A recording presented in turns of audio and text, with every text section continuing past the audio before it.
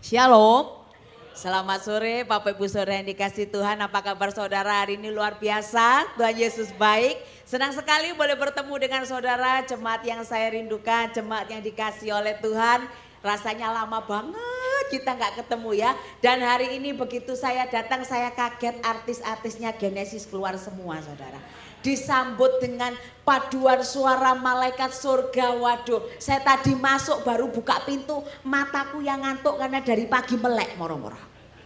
Ketemu dengan Syahrini, kakakku yang kaya, ya kan? Ketemu dengan ibuku yang luar biasa. Ketemu dengan mana tadi? Teresa Tengnya. Nah itu di belakang Cikwa itu. Teresa Teng licin saudara ya toh. Wah keren-keren, saya itu sampai kalau jalan sama ibu-ibunya Genesis aku tuh rodok minder saudara. Ya toh, mereka keren-keren, cantik-cantik, cakep-cakep. Dan Anda tahu kalau pergi tuh setiap spot itu ada foto. Ketemu pohon melengkung sedikit, foto, sarangi.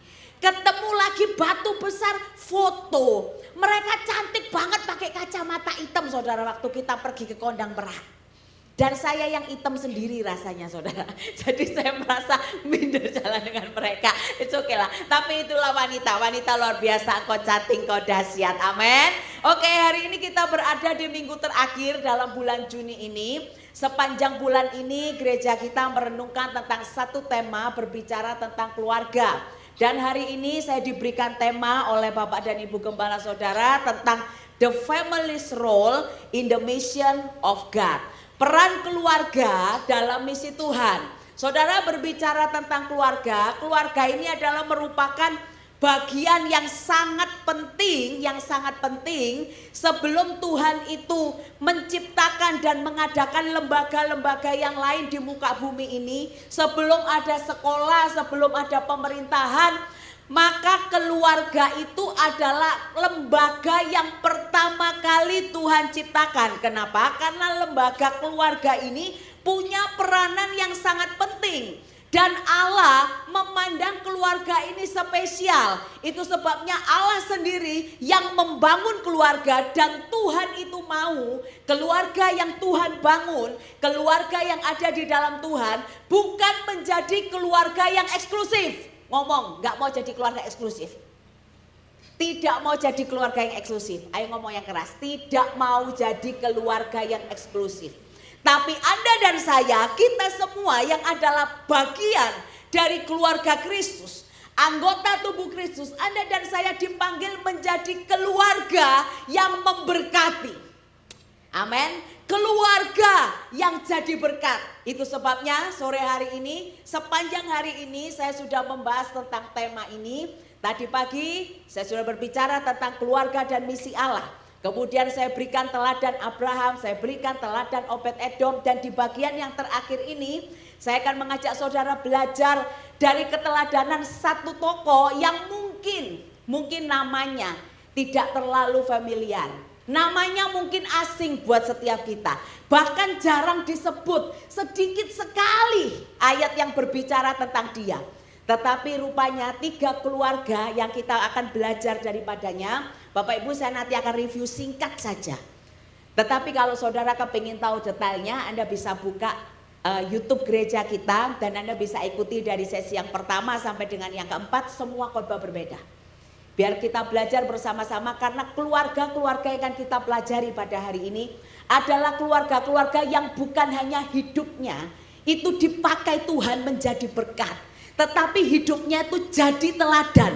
Dan dari kesaksian hidup mereka, dari keteladanan iman mereka, mereka ini bukan hanya mengalami berkat Tuhan secara personal, tetapi berkat yang mereka terima itu berlaku sampai ke generasi, berlaku sampai ke anak cucu. Dan inilah luar biasanya keluarga di dalam Tuhan. Anda dan saya ada dalam pemeliharaan Tuhan. Buka Kejadian pasal yang ke-12. Kejadian pasal yang ke-12. Ayat yang pertama sampai dengan yang ketiga. Kejadian pasal 12 ayat pertama sampai dengan 3 berkata begini. Berfirmanlah Tuhan kepada Abraham. Pergilah dari negerimu dan dari sanak saudaramu dan dari rumah bapakmu ini ke negeri yang akan kutunjukkan kepadamu. Aku akan membuat engkau menjadi bangsa yang besar dan memberkati engkau serta membuat namamu masyhur dan engkau akan menjadi berkat. Aku akan memberkati orang-orang yang memberkati engkau dan mengutuk orang-orang yang mengutuk engkau. Perhatikan ini kalimat yang powerful. Dan olehmu semua kaum di muka bumi akan mendapat berkat. Itu sebabnya tadi saya katakan kita sebagai keluarga Allah tidak dipanggil menjadi keluarga yang eksklusif. Tetapi kita sebagai keluarga Allah, kita dipanggil menjadi keluarga yang memberkati. Itu sebabnya subtema yang saya ambil adalah keluarga teladan. Saudara, kalau kita perhatikan panggilan Abraham, maka kita akan ketemu dua hal. Yang pertama, panggilan Abraham ini memang bersifat personal, bersifat eksklusif. Kenapa? Karena Allah secara pribadi, Dia yang memanggil Abraham. Dia yang memilih Abraham, bukan karena kebaikan Abraham, bukan karena kehebatan Abraham, tetapi Abraham dipilih oleh karena kasih karunia Tuhan. Karena anugerah, Abraham bukan berasal dari keluarga yang cinta Tuhan. Abraham bukan berasal dari anak Tuhan, tetapi Abraham dulunya, sekarang Abraham berasal dari keluarga penyembah berhala. Jadi saudara bisa lihat di sini, orang yang tidak layak, orang yang tidak pantas, tetapi menerima anugerah Tuhan, menerima kasih karunia Tuhan. Itu sebabnya panggilan Abraham memang bersifat secara personal, tetapi berlaku secara universal, berlaku secara umum, berlaku secara global. Karena berkat yang diterima oleh Abraham, keselamatan yang diterima oleh Abraham itu tidak ditujukan untuk dirinya sendiri, tidak berlaku untuk dirinya sendiri, tapi Tuhan mau melalui kehidupan Abraham dan keluarganya, mereka dipakai menjadi apa? Jembatan keselamatan. Melalui Abraham dan keturunannya lahir Yesus Kristus. Amin. Keselamatan itu adalah berkat yang harus saudara bagikan. Tetapi bagaimana orang bisa mengalami Tuhan? Bagaimana orang bisa menerima kasih karunia Tuhan? Hidup kita ini punya peranan yang penting. Saudara, tadi saya katakan di dalam ibadah yang sebelumnya, pernikahan itu adalah perjanjian. Perjanjian yang melibatkan tiga pihak. Perjanjian yang pertama adalah perjanjian diri kita sendiri dengan Tuhan. Makanya ketika Anda menikah, Anda datang ke gereja, engkau ucapkan janji nikah di hadapan Tuhan. Dan dengar baik, Tuhan bukan cuman hadir pada saat pemberkatan nikah. Tetapi setelah engkau diberkati, sepanjang perjalanan keluargamu, sepanjang umur hidupmu, Tuhan hadir di dalam keluargamu. Dan perjanjian yang kedua itu melibatkan saudara dengan pasangan. Makanya kontrak pernikahan Kristen itu rumit saudara. Pernikahan Kristen ini tidak sama dengan pernikahan dunia ini. Kenapa? Karena kekristenan tidak pernah mengizinkan dan melegalkan yang namanya perceraian. Dengan alasan apapun, situasi apapun, kalau saudara maksa cerai, oke, silakan. Tapi resikonya selama pasanganmu masih hidup, sekalipun kau sudah bercerai, tidak boleh menikah. Kalau kau paksa menikah di hadapan Tuhan, selama-lamanya engkau hidup dalam perzinahan. Itu pernikahan Kristen. Makanya kontraknya seumur hidup. Bagaimana bisa menjalani pernikahan Kristen? Yang kedua, jangan lupa mengasihi tanpa syarat. Makanya kasih keluarga Kristen, kasih suami dan istri Kristen, kasih yang ada dalam rumah tangga Kristen itu tidak tergantung keadaan. Itu juga tidak tergantung orang. Jadi mau pasanganmu modelnya kayak apa? Kalau Anda berkata aku ini keluarga Kristen, maka milikilah kasih yang tanpa syarat. Mau pasanganmu baik, mau pasanganmu jelek, mau suamimu tuh menyenangkan, mau suamimu menjengkelkan, mau istrimu tuh benar-benar istri yang baik atau istri yang menyakitkan hati, perintahnya tidak berubah, mengasihi. Dan yang ketiga, syarat pernikahan Kristen, pengampunan tanpa batas. Saudara, bersyukur Anda berada di satu gereja, gereja Genesis menganut pengajaran gospel. Dan gospel itu bicara Injil. Injil itu selalu bicara tentang kasih karunia. Injil selalu bicara tentang kasih yang tidak bersyarat. Injil selalu berbicara tentang pengampunan yang tanpa batas. Jadi hari ini dengar, kalau engkau berkata, aku ini jemaat gereja yang Injili, aku ini jemaat yang gospel, kenal Injil betul-betul, pengajaranku Injil, gerejaku Injili, bagus. Tapi dengar, Injil itu gak ngomong doktrin, Injil gak ngomong pengajaran, Injil gak cuma ngomong teologi ya, Injil bicara tentang gaya hidup. Bagaimana orang kenal Kristus? Bagaimana orang kenal Injil? Orang lihat hidupmu. Kalau hidupmu tidak mencerminkan Injil, tidak bisa mengasihi, tidak bisa mengampuni, jangan ngomong Injil. Kalau engkau hanya bisa mengasihi orang yang menyenangkan hatimu, kalau engkau hanya bisa baik dengan orang yang baik dengan kau, kalau engkau hanya bisa mengampuni orang yang hanya menyukakan hatimu, hanya bisa menerima sekelompok orang tertentu, itu bukan Injil. Karena Injil itu bicara kasih yang tidak bersyarat. Injil bicara pengampunan yang tanpa batas. Injil bicara kasih karunia. Bapak Ibu dengar baik, kalau sama keluargamu sendiri saja engkau gak bisa mengasihi, sama keluarga sendiri engkau gak bisa mengampuni, sama teman sendiri, ini loh anggota keluarga Allah, Anda gak bisa punya kasih, itu bukan Injil. Kita gak dipanggil jadi orang Kristen yang eksklusif. Gak usah tegang, saya gak marah-marah sama saudara. Saya cuma berita kebenaran, oke? Gak usah bingung, tapi saya lagi ngomong kebenaran. Kalau engkau mau jadi keluarga yang dipakai sama Tuhan, maka kehidupanmu harus berdampak. Hari ini kita prihatin, lihat nilai-nilai perkawinan yang semakin merosot. Orang itu bisa siapkan perkawinan untuk persiapan pestanya 1 tahun, betul ya? Ribet 1 tahun, ribut 1 tahun, ruwet 1 tahun hanya untuk apa? Pesta yang cuma 2-3 jam, 4 jam paling lama. Nggak masalah. Tapi masalahnya sederhana. Setelah pesta, perkawinanmu selesai, masihkah anggur yang manis di pesta itu ada dalam rumah tanggamu? Yang terjadi hari ini, orang bisa persiapan nikah 1 tahun, tapi nggak sampai 1 tahun, banyak yang cerai. Pernikahan nilainya semakin merosot, pernikahan nilainya semakin jatuh, dan model yang seperti ini nggak bisa jadi teladan, saudara. Kita buka, silakan tayangkan tentang pasangan yang terlama di dunia. Sini bisa tayangkan, saudara. Inilah Herbert dan Selmira Fisher.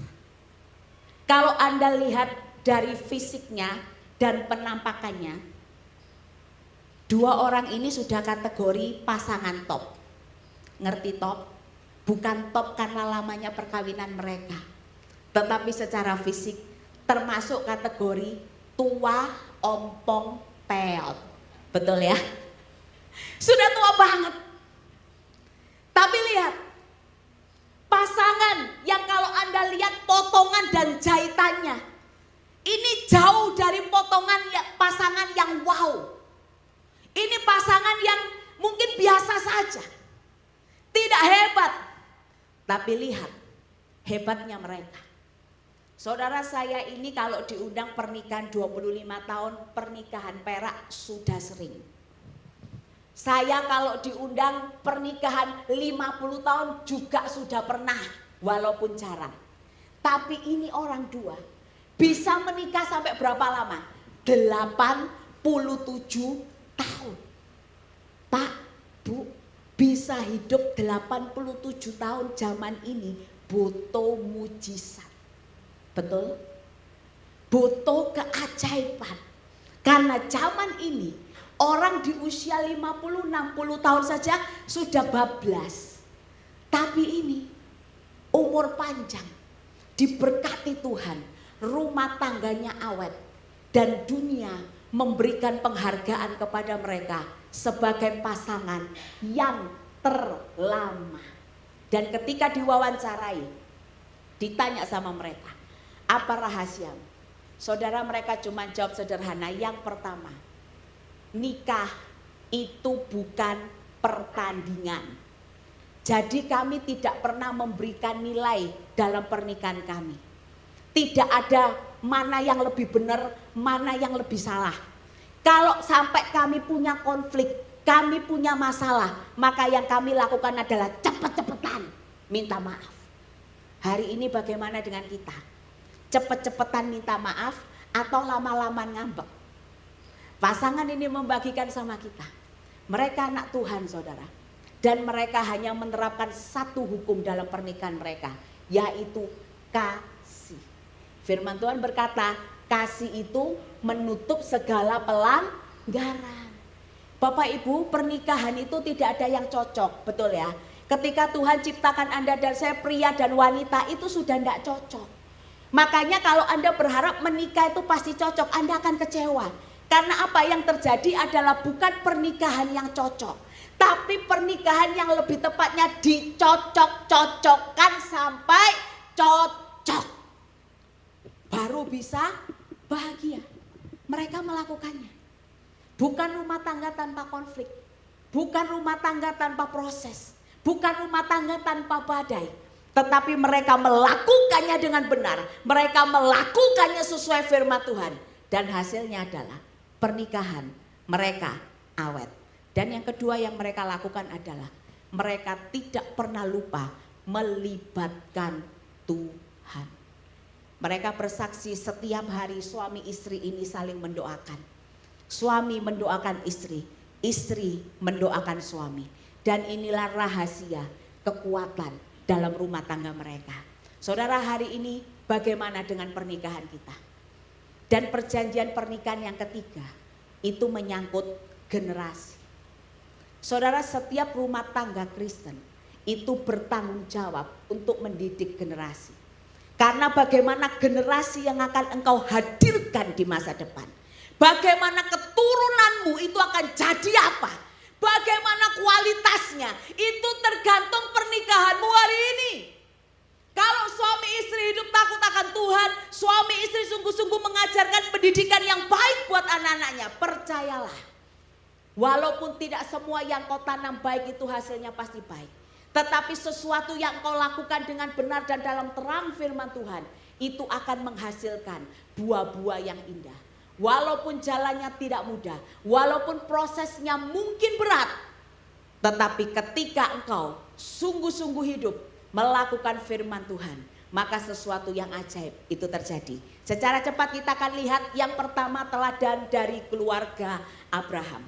Saudara, apa yang menjadi rahasia daripada keberhasilan Abraham?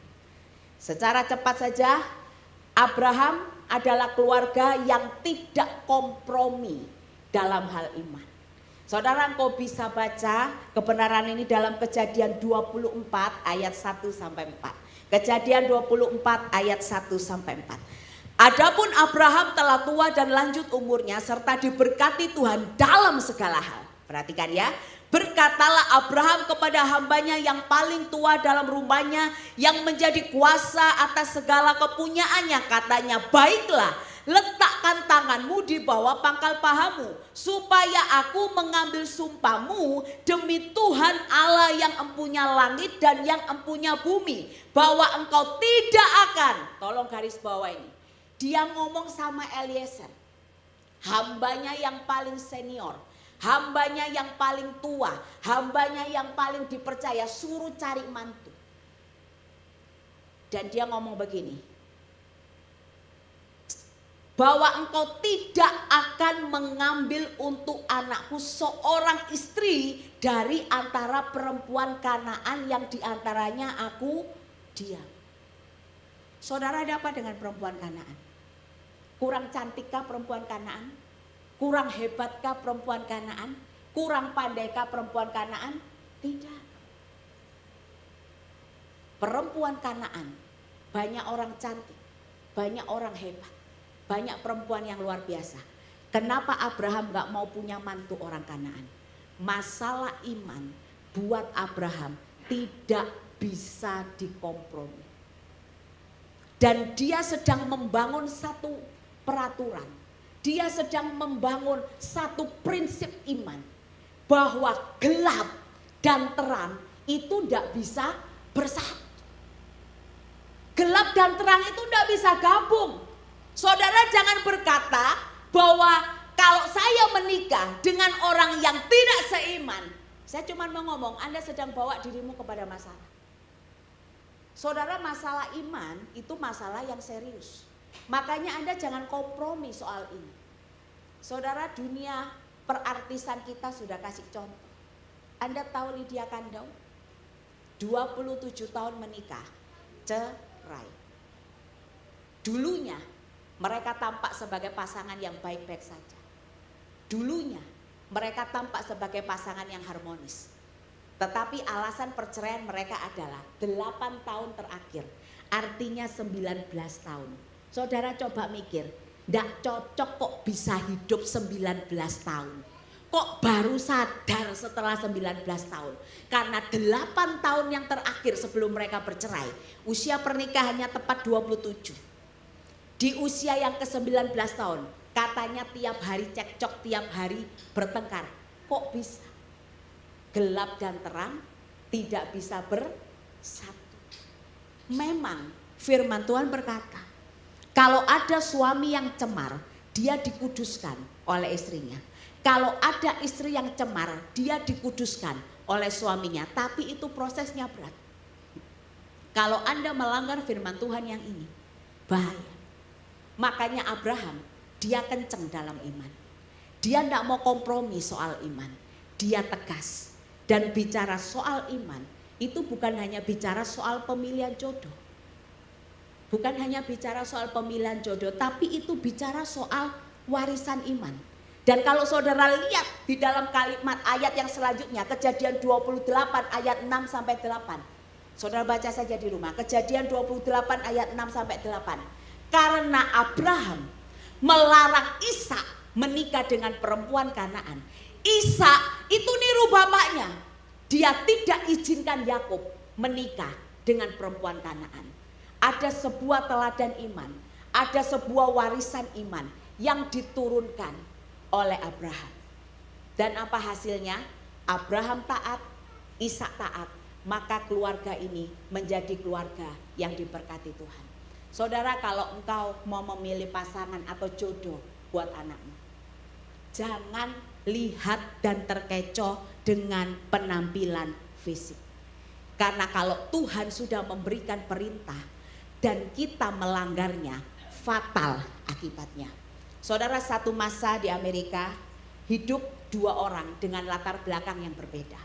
Yang pertama bernama Jonathan Edward dan yang kedua bernama Max Jukes. Saudara, siapa Jonathan Edward?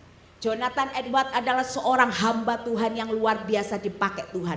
Orang yang takut Tuhan, punya 11 anak. Dan setiap hari yang dilakukan oleh Jonathan Edward adalah dia mendidik anak-anaknya hidup takut akan Tuhan. Punya kehidupan doa yang disiplin, punya kehidupan ibadah yang sangat baik. Dan satu ketika dilakukan penelitian oleh orang yang mencoba meneliti garis keturunan orang yang takut Tuhan. Dia bikin survei, dia mau coba buktikan firman. Apa benar Alkitab ini benar? Dan dia meneliti garis keturunan Jonathan Edward selama 5 generasi. 5 generasi.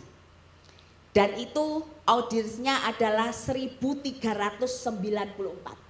Dan hasil penelitiannya, Anda bisa baca.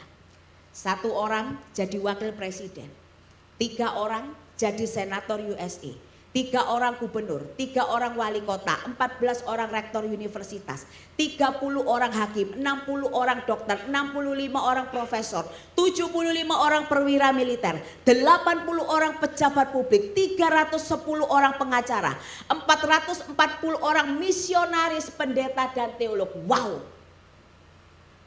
orang-orang hebat. 5 generasi diteliti. Ini anak cucu orang benar. Dan satunya lagi, Max Jukes. Siapa Max Jukes? Dari garis keturunannya terkenal disebut sebagai keluarga yang melahirkan banyak pembunuh. Sama-sama diteliti selama 5 generasi. Dan berapa orang yang diteliti? 1.200 keturunan Max Jukes selama 5 generasi. Dan hasil penelitiannya seperti ini. 7 orang jadi pembunuh. 55 orang jadi korban pelecehan seks. 60 orang punya kebiasaan mencuri. 100 orang pecandu alkohol. 130 orang narapidana. 190 orang pelacur. 310 orang gelandangan dan pengemis. 440 orang hidup pesta pora. Ini true story. Ini bukan bohong. Ini kisah nyata. Hari ini pilihan di tanganmu. Kalau engkau kompromi soal iman, kalau engkau main-main dengan Tuhan, apa yang terjadi dengan Max Jukes itu bisa terjadi dengan hidupmu dan keturunanmu. Tapi kalau engkau pilih hidup takut Tuhan, engkau setia dengan iman, apa yang terjadi dengan Jonathan Edwards itu juga bisa terjadi dalam keturunanmu. Ingat, berkat keturunan dan kutuk keturunan itu ada. Pilihan ada di tangan kita. Mau jadi keluarga dengan keturunan yang diberkati Tuhan. Atau Anda mau jadi keluarga dan keturunan yang dikutuk Tuhan. Pilihan ada di tanganmu. Kemudian keluarga yang kedua. Kita belajar dari Obed-Edom. Saudara, kita tentu tahu bagaimana cerita Obed-Edom.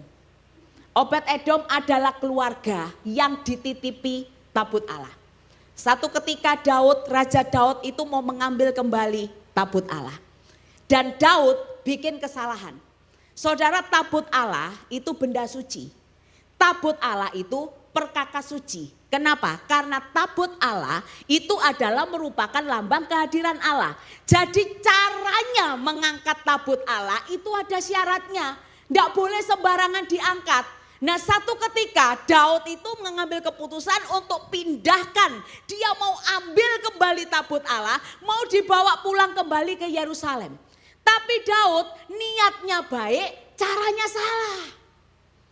Seharusnya tabut Allah itu menurut Taurat cuman boleh dibawa dengan cara dipekul, diangkat. Siapa yang mekul? Para imam. Imam yang seperti apa? Imam yang sudah dikhususkan dan dikuduskan. Jadi tidak sembarang orang boleh menyentuh bait Allah. Tidak sembarang orang bisa nyentuh tabut Allah. Enggak sembarang orang. Tapi Daud mengabaikan syarat. Dan apa yang terjadi? Satu ketika lembunya yang di atasnya ada tabut Allah itu tergelincir. Dan di situ ada anak Abinadab, namanya Usa. Dia punya niat baik, dia punya maksud baik. Dia berusaha tahan itu tabut Allah. Dan apa yang terjadi?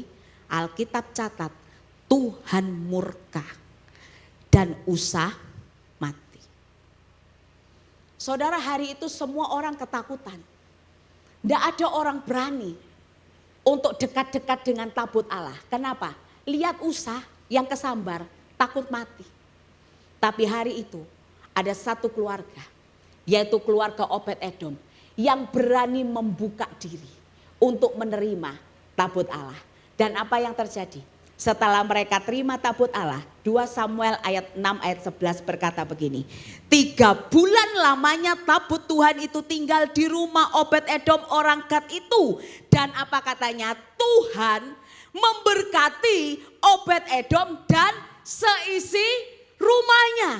Lihat, ketika Allah hadir di dalam keluarga dan keluarga itu memperlakukan kehadiran Allah, menyambut kehadiran Allah itu dengan rasa hormat, maka yang terjadi adalah berkat itu bukan cuma turun kepada Obed-Edom, tapi berkat itu turun kepada Obed-Edom beserta keluarganya.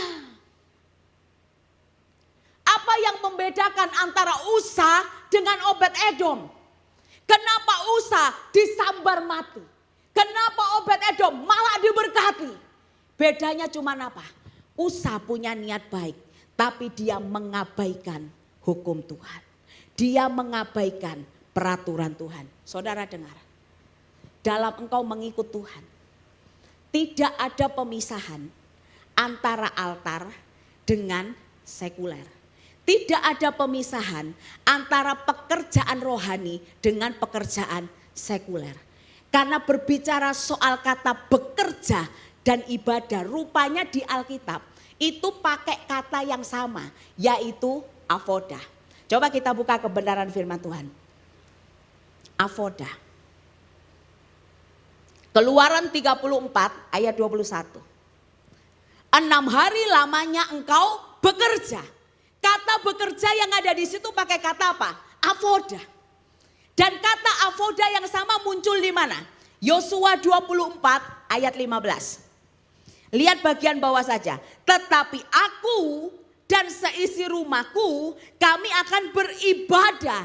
Kata beribadah yang ada di sana pakai kata avoda. Yang satu bicara pekerjaan, avoda. Yang satu bicara ibadah, avoda. Karena ternyata avoda itu punya 3 pengertian. 1, avoda bicara soal pekerjaan. 2, avoda berbicara soal ibadah.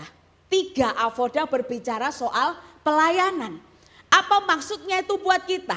Saudara, sadarlah bahwa kekristenan itu tidak pernah mengenal dikotomi di antara sesuatu yang sakral dan sesuatu yang sekuler. Ada satu kesatuan yang utuh antara sesuatu yang Anda pikir itu hanya secara sekuler. Dan ada sesuatu yang secara rohani tidak. Karena sesungguhnya Alkitab berkata, apapun yang engkau kerjakan dan engkau lakukan buat Tuhan. Kalau engkau bekerja dan engkau kerja seperti untuk Tuhan, itu ibadah. Tapi sekalipun Anda beribadah, sekalipun Anda melayani, tapi hatimu bukan untuk Tuhan, itu bukan ibadah. Karena tidak ada pemisahan. Apa yang kau lakukan di gereja ini seharusnya hal yang sama kau lakukan di luar. Kau lakukan di dalam keluargamu, kau lakukan di dalam marketplace. Ibadah itu bukan cuma 2 jam hari Minggu. Keluar dari gereja ini, ketika kau ketemu orang, ketika kau berdagang, ketika kau berusaha, ketika kau studi, ketika kau kembali dalam rumah tanggamu. Kalau kau melakukannya untuk Tuhan, itu ibadah.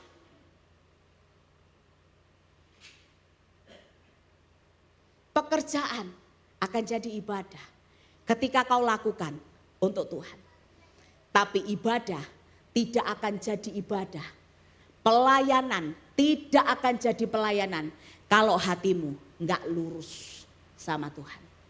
Roma 12 ayat 1 berkata, karena itu saudara-saudara demi kemurahan Allah aku menasehatkan kamu supaya kamu mempersembahkan tubuhmu sebagai persembahan yang apa? Hidup, kudus dan berkenan kepada Allah, itu adalah ibadahmu yang sejati.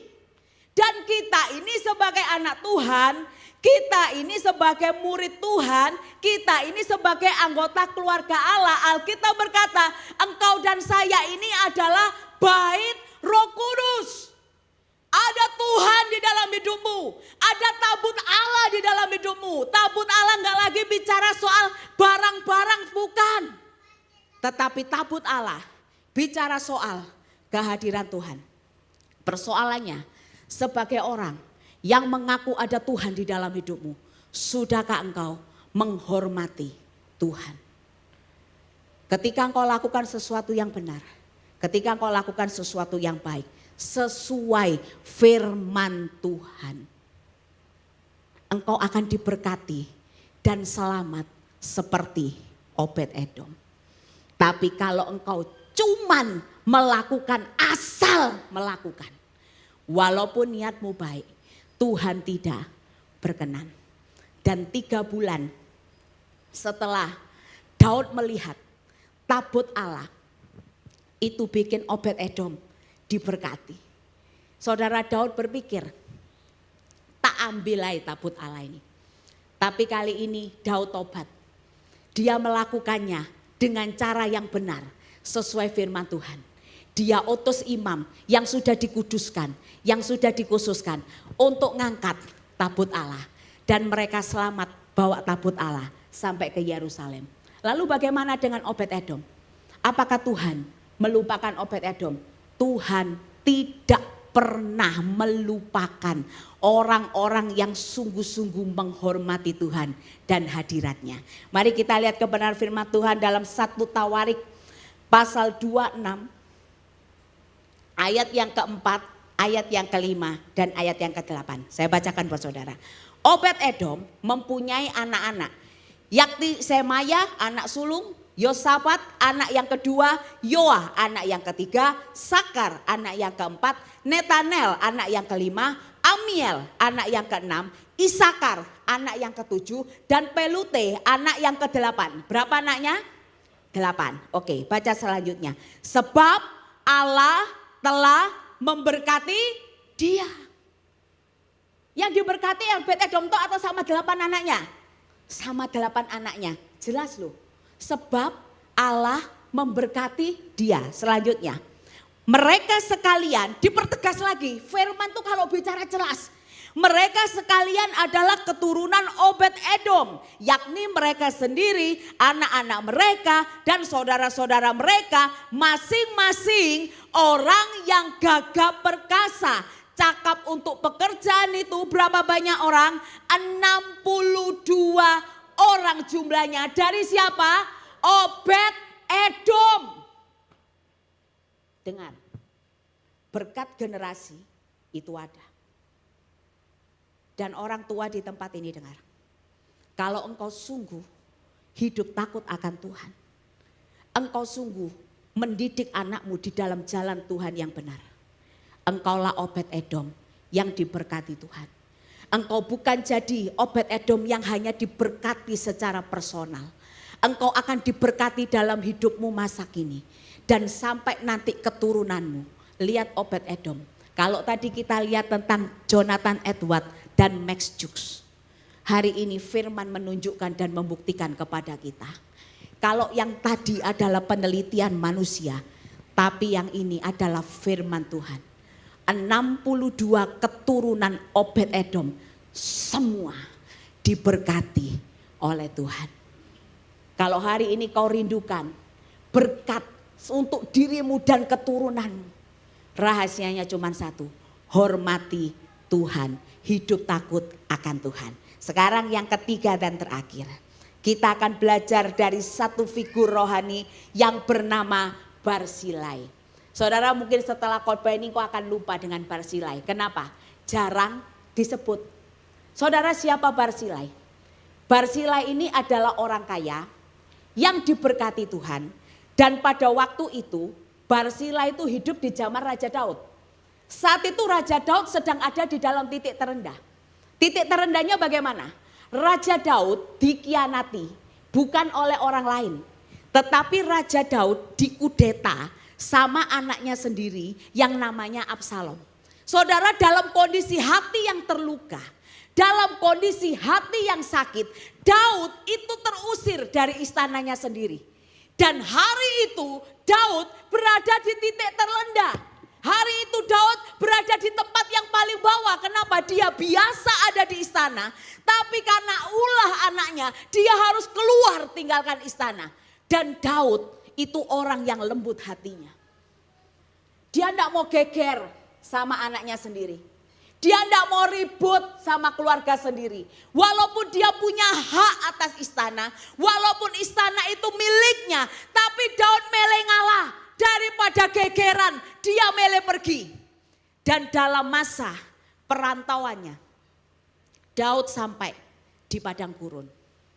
Saudara, Daud bersama dengan pasukan yang menyertai dan orang-orang yang mau ikut sama Daud. Itu menderita kelaparan. Mereka menderita kekurangan. Dan bertemulah dengan Barzilai.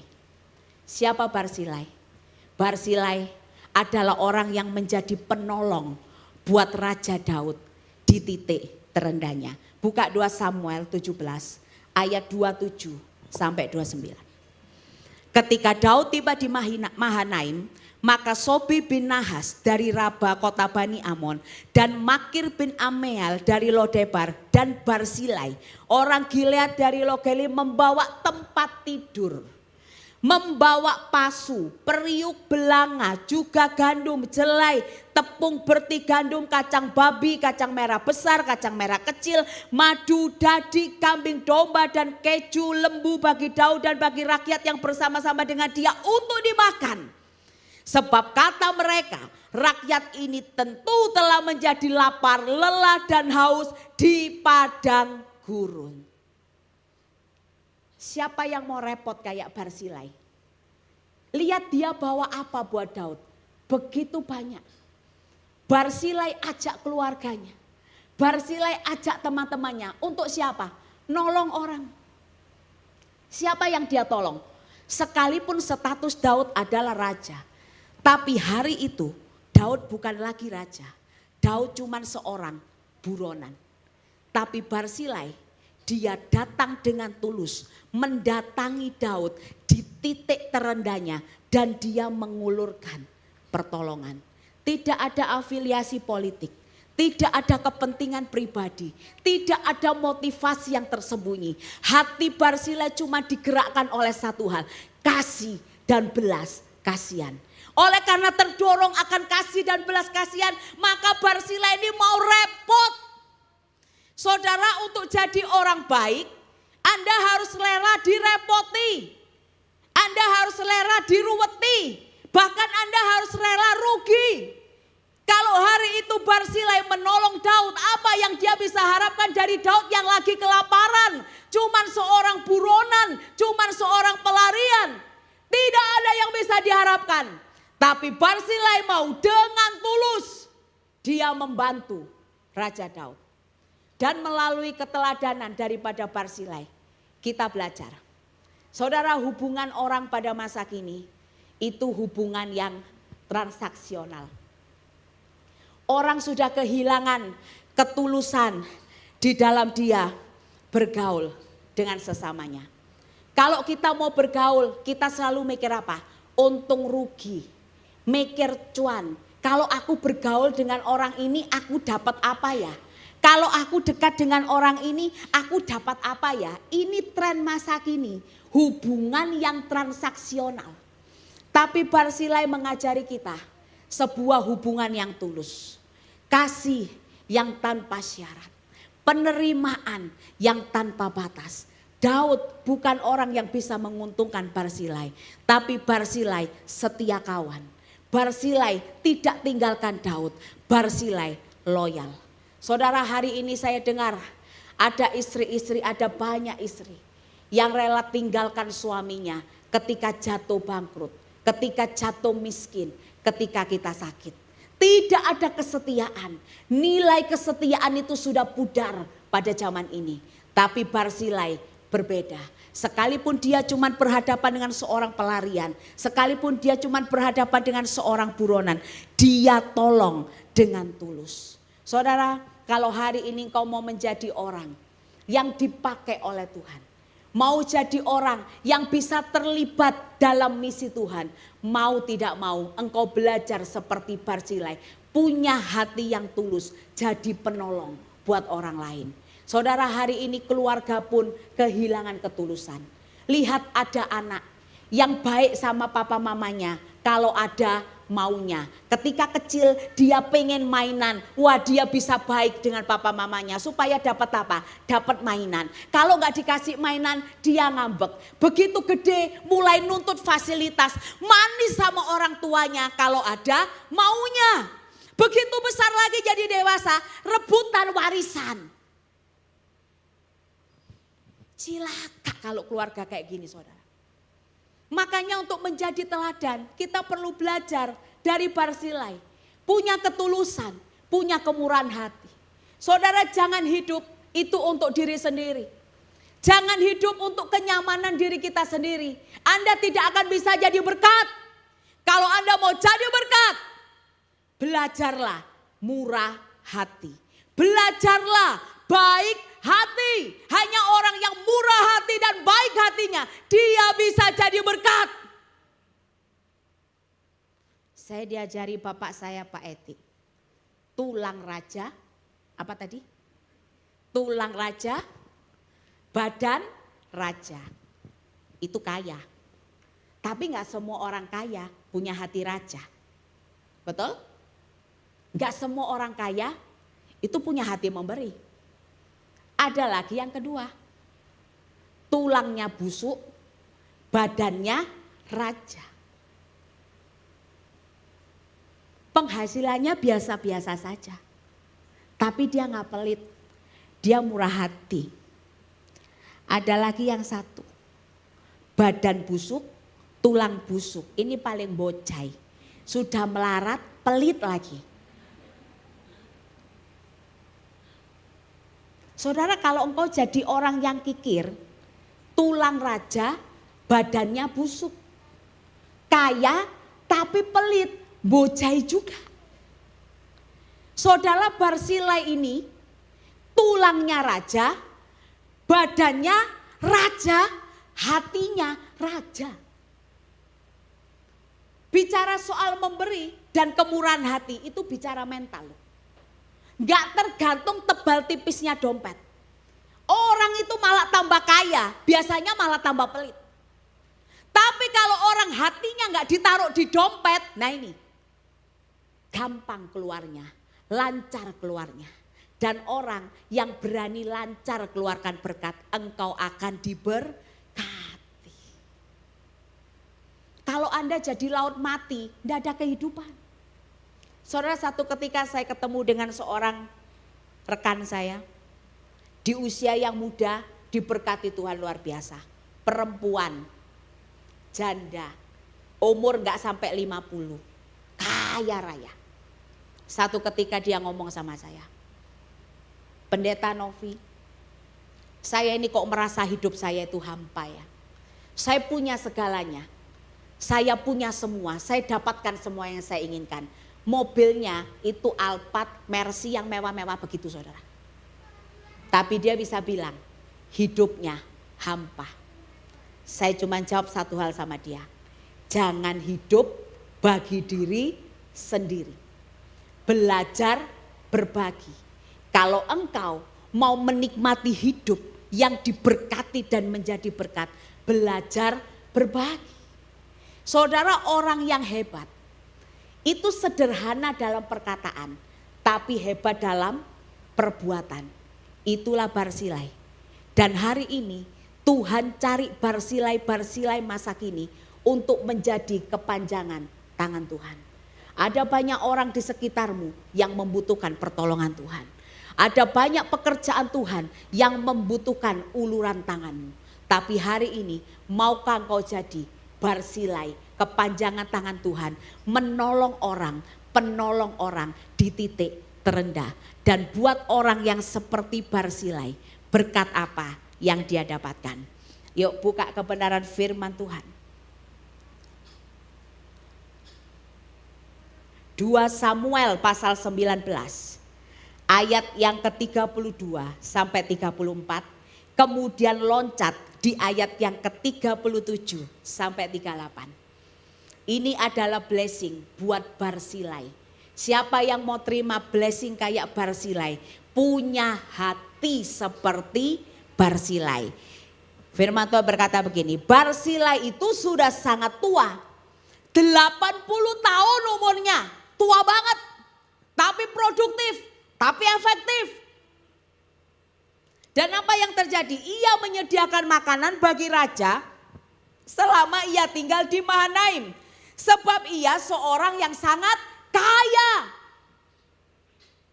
Kaya, tapi punya kepedulian. Berkatalah raja kepada Barzilai. Ini kejadiannya Daud sudah dipulihkan. Ketika dia ketemu Daud, Daud cuman pelarian. Tapi di ayat ini Daud sudah dipulihkan. Dan Daud ngomong begini, ikutlah aku. Daud balas budi. Aku akan memelihara engkau di tempatku di Yerusalem. Tetapi Barzilai menjawab raja, berapa tahun lagi kah aku hidup sehingga aku harus pergi bersama-sama dengan raja ke Yerusalem? Biarkanlah hambamu ini pulang sehingga aku dapat mati di kotaku sendiri, dekat kubur ayahku dan ibuku. Tetapi Barzilai ngomong, tuh Daud mau berkati Barzilai. Daud mau balas budi sama Barzilai. Barzilai yang sudah tulus menolong dia. Daud ingat ketika dipulihkan, Daud ingat. Dia mau balas. Pak, Bu, dengar. Orang yang kau pikir hari ini bukan apa-apa dan bukan siapa-siapa. Engkau gak akan pernah tahu di masa depan dia jadi apa. Tapi kalau hari ini kau menanam sesuatu yang baik. Seperti Barzilai. Mungkin engkau akan ketemu Daud yang balas budi buat hidup. Tapi belum tentu juga Daud yang balas budi. Tapi orang yang menanam baik, dia akan menuai baik. Apa kata Barzilai? Aku ini udah tua. Gak usah kasih aku. Gak usah kasih aku. Sudah tua, aku ini 80 tahun sudah mau mati. Wes biar no, aku pulang aja. Tapi apa kata Barzilai? Baca kalimat selanjutnya. Tetapi inilah hambamu Kimham. Siapa Kimham? Anak Barzilai. Ia boleh ikut dengan tuanku raja. Perbuatlah kepadanya apa yang tuanku pandang baik. Lalu berkatalah raja, baiklah Kimham, ikut dengan aku. Aku akan berbuat kepadanya apa yang kau pandang baik. Dan segala yang kau kehendaki daripadaku. Dengar, Daud itu ngomong apapun yang kamu kehendaki. Apapun yang kamu mau. Daud ngomong aku akan kasih buat kamu. Aku lakukan buat kamu. Lihat, Barzilai yang terima berkat. Tapi karena orang ini orang benar, karena orang ini orang baik, dia bukan hanya terima berkat untuk dirinya sendiri, tapi dia delegasikan berkat itu kepada Kimham anaknya. Hari ini warisan apa yang kau mau kasih buat anakmu? Kebaikan itu tidak akan pernah lekang oleh waktu. Kebaikan itu gak akan pernah pudar. Kebaikan itu tidak akan pernah hilang. Hari ini Tuhan cari Barzilai. Maukah engkau jadi Barzilai? Menolong orang, menjadi penolong buat orang di titik terendah. Kalau engkau adalah Barzilai yang dicari Tuhan, maka percayalah berkat itu bukan hanya berlaku untuk dirimu. Tapi berkat itu bisa engkau delegasikan kepada anak cucu. Saudara, hari ini kita belajar dari 3 teladan tokoh Alkitab. Orang-orang yang hidupnya takut akan Tuhan. Mereka diberkati bukan hanya secara individu. Tetapi keluarga, anak cucu dan keturunan mereka diberkati oleh Tuhan. Itu sebabnya jangan main-main dengan perkawinanmu. Iblis itu menyerang keluarga. Iblis itu menyerang rumah tangga. Karena apa? Keluarga itu tempat lahirnya generasi. Kebangunan rohani ke depan untuk generasi yang ada di depan akan terjadi atau tidak, akan berlanjut atau tidak, tergantung dari pernikahanmu hari ini. Itu sebabnya hari ini jadilah seperti Abraham yang tidak pernah kompromi dengan iman. Jadilah seperti Obed-Edom yang menghormati kehadiran Tuhan. Jadilah seperti Barzilai yang murah hati. Biarlah keluargamu dikenal orang sebagai keluarga yang murah hati. Dan satu hal yang saya tahu, orang yang murah hatinya akan beroleh kemurahan. Bersyukur di tengah-tengah gereja ini saya mengenal Bapak dan Ibu Eti. Saudara, saya kaget. Pak Eti 78 tahun. Tante hari ini surprise deh pokoknya. 79 tahun. Tapi beliau berdua yang saya tahu tetap produktif di masa tua. Saudara, zaman begini gak kurang orang muda yang pintar. Gak kurang orang hebat yang jauh lebih fresh daripada beliau. Tapi kalau hari ini Tuhan percayakan berkat ke tangan beliau berdua. Itu karena apa? Saya bisa bersaksi karena saya kenal pribadi. Karena Pak Eti dan Bu Eti bukan orang pelit. Sederhana. Kalau Anda mau tahu, makan dengan beliau. Engkau akan pulang kenyang sampai mau pingsan. Karena apa? Melimpah. Tapi yang saya lihat kok gak melarat yo. tambah soge yo, tambah diberkati Tuhan. Enggak usah jauh-jauh. Ini loh yang ada di depanmu. Lihat yang jadi WL itu. Pada masa tuanya produktif. Pada masa tuanya melayani Tuhan. Pada masa tuanya jadi berkat. Kenapa kita ini yang lebih muda enggak efektif? Jangan-jangan Anda terlalu gigir. Yuk hari ini belajar jadi Barsilai, amin. Semua mau jadi Barsilainya Tuhan, amin. Biarkan kau jadi orang yang murah hati. Mari kita hampiri Tuhan. Kita berdoa dan kita akan tutup khotbah kita. Saya mengundang tim PAW, ibu-ibu yang cantik dan diberkati Tuhan.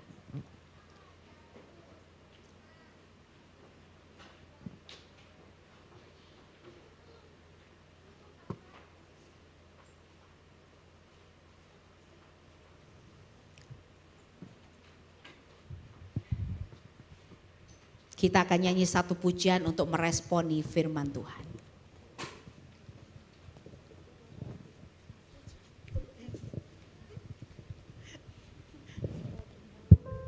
Yang di depan ini orang-orang yang produktif semua buat Tuhan. Ini Barsilai-Barsilainya Tuhan saudara ya. Mereka ini wanita-wanita yang luar biasa saya tahu. Kalau melayani sungguhan, kalau melayani serius. Ya kan? Kakakku ini, Syahrini, masa kini ini, orang kaya ini, tahu nggak rumahnya ndek mana?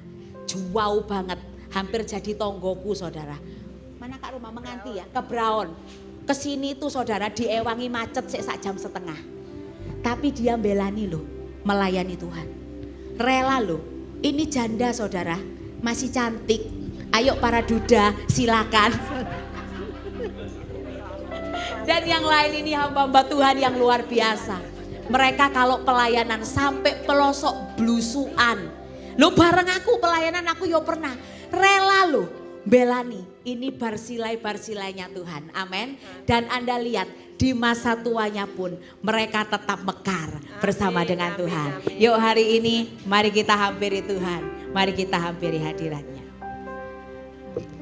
Jikalau bukan Tuhan yang membangun rumah, sia-sialah usaha orang membangunnya.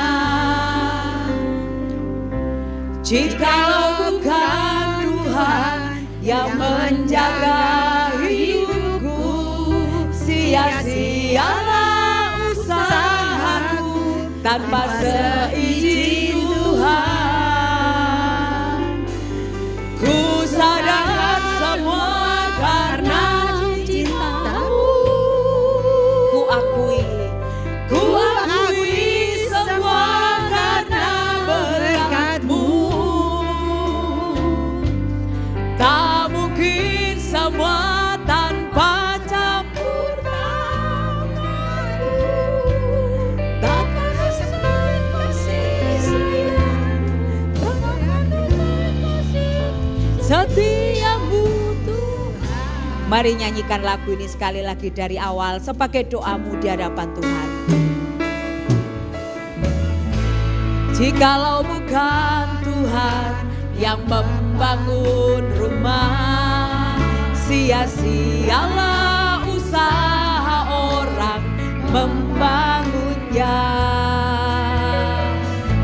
Jikalau bukan Tuhan yang menjaga hidupku, sia-sialah usahaku tanpa seizin Tuhan. Ku sadar semua karena cinta-Mu. Ku akui semua karena berkat-Mu. Tak mungkin semua tanpa campur tangan-Mu. Takkan usai kasih sayang-Mu, takkan usai kasih setia-Mu Tuhan. Ambil waktu sejenak renungkan firman Tuhan. Saudara, tidak ada keluarga yang tanpa badai. Tidak ada keluarga yang tanpa proses. Tidak ada keluarga yang tanpa masalah. Saudara, membangun keluarga itu memang susah dan perlu perjuangan. Tapi dengar baik, kalau boleh memilih, lebih baik capeklah membangun keluarga daripada Anda capek memperbaiki keluarga. Karena kalau keluarga itu sudah rusak, keluarga itu sudah hancur, maka harganya akan sangat mahal. Dan kalau hari ini ada di antara saudara yang menghadapi keluarga yang sedang berproses, jangan putus asa. Khotbah ini bukan untuk menghakimi. Mungkin ada di antara engkau yang gagal. Mungkin ada di antara engkau yang sudah bercerai. Mungkin ada di antara engkau yang hari ini mengalami masalah dengan keluargamu. Tapi khotbah hari ini mengingatkan saudara, kalau engkau ketemu jalan buntu, balik sama Tuhan. Hadirkan Tuhan, hormati Tuhan, libatkan Tuhan dalam keluargamu. Dan jadilah seperti Barzilai yang punya hati yang tulus untuk menolong orang, untuk jadi berkat. Maka percayalah, Tuhan akan pulihkan keluargamu. Tuhan tidak pernah menolak orang yang gagal. Tuhan tidak pernah menolak orang yang jatuh. Tangannya selalu terbuka, anugerahnya tersedia buat orang yang mau mencari Tuhan. Amin. Mari angkat tanganmu di hadapan Tuhan, sama-sama katakan, ku sadar semua.